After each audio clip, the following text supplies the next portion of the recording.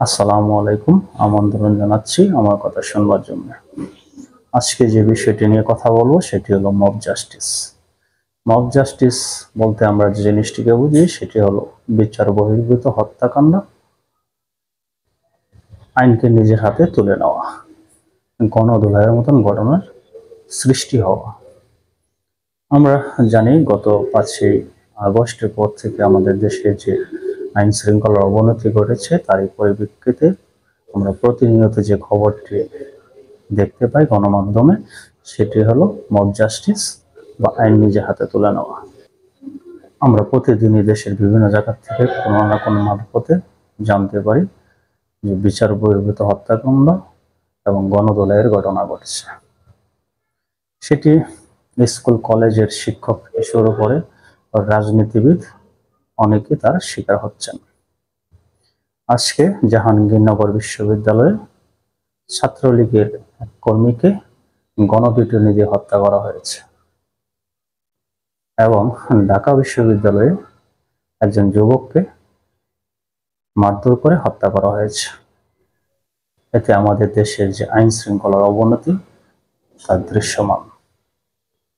এভাবে যদি mob justice চলতে থাকে তাহলে জাতির জন্য কলঙ্কময় অধ্যায় সৃষ্টি হওয়ার সম্ভাবনা রয়েছে। এতে বহির্বিশ্বের কাছে আমাদের দেশের ভাবমূর্তি প্রতিনিয়তই ক্ষুণ্ণ হচ্ছে।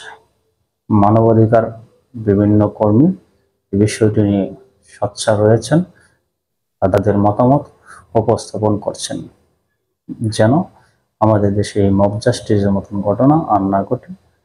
এখনই যেন সেই ঘটনা থেমে যায়, এরকম পরিস্থিতি যেন আর সৃষ্টি না হয়। আইন শৃঙ্খলা বাহিনীকে সেই লক্ষ্যে কাজ করার জন্য মানবাধিকার কর্মীগণ বিভিন্নভাবে মেসেজ দিয়ে যাচ্ছেন। আমাদের দেশে যে রাজনৈতিক হালচাল সেখানে মতপার্থক্যের ব্যাঘাত ঘটলেই এখন আইন নিজে হাতে তুলে নেওয়ার মতন ঘটনা সৃষ্টি হচ্ছে। রাজনীতিতে মতপার্থক্য এবং দ্বিমত যে আছে, ছিল, থাকবে, এটি চিরন্তর।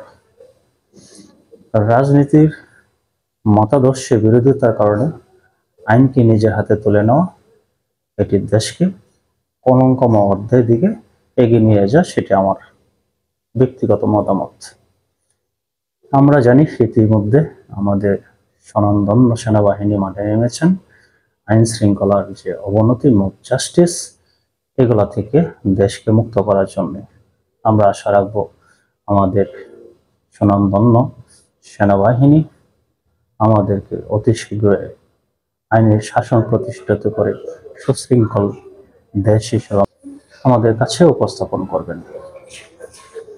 তবে মব জাস্টিসের যে ঘটনাগুলো ঘটছে এ ব্যাপারে অবশ্য রাজনৈতিক দলের যে প্রধানরা রয়েছেন বারংবার তারা বলার চেষ্টা করছেন আইন নিজের হাতে তুলে নেওয়া যাবে না। এতে বর্তমান সরকারের অর্থাৎ অন্তর্বর্তী সরকারের সুনাম ক্ষুণ্ণ হচ্ছে। অন্তর্বর্তী সরকারের সুনাম ক্ষুণ্ণ হলে জাতির জন্য সেটি কলঙ্কময় অধ্যায় হয়ে দাঁড়াবে। এটি ভালো লক্ষণ হতে পারে না। এ থেকে সকলকে বেরিয়ে আসার জন্য দলের নেতাকর্মীদেরকে প্রধানরা হুঁশিয়ার করে যাচ্ছেন, আহ্বান করে যাচ্ছেন। কিন্তু মব জাস্টিসের ঘটনা প্রতিনিয়ত ঘটে যাচ্ছে, সেটি আমরা দেখতে পাচ্ছি। এ ব্যাপারে গণ অধিকার পরিষদের নুরুল হক নূর তার মতামত প্রকাশ করেছেন। তিনি আহ্বান করেছেন দেশবাসীকে, সকলকে যেন বিচার বহির্ভূত হত্যাকাণ্ড না ঘটে, গণধোলাইয়ের নামে যেন কোনো রকম হত্যাকাণ্ড না ঘটে। আমরা জানি যে গণধোলাই কখন হয়। আমরা জানতাম যে আমাদের দেশে যে গণধোলাইয়ের ঘটনা পূর্বে ঘটতো সেটি হলো যদি চোরকে ধরা হতো গণধোলাই দেওয়া হতো, ডাকাতকে ধরলে গণধোলাই দেওয়া হতো, হাইজাকারকে ধরলে গণধোলাই দেওয়া হতো।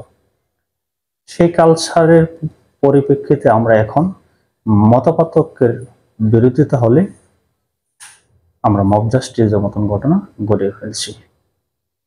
এতে আমাদের দেশ এবং জাতি বহির্বিশ্বের কাছে প্রশ্নবিদ্ধ হচ্ছে বলে আমার মতামত।